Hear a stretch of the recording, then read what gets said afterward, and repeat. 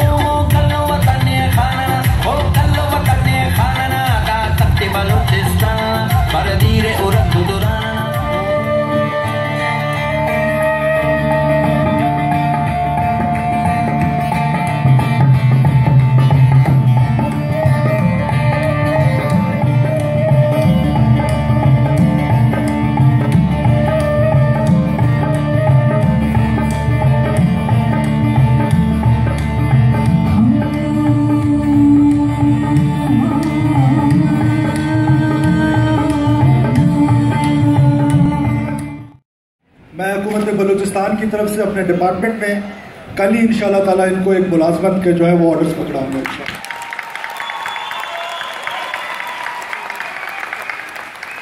आप सर हमारे साथ हैं।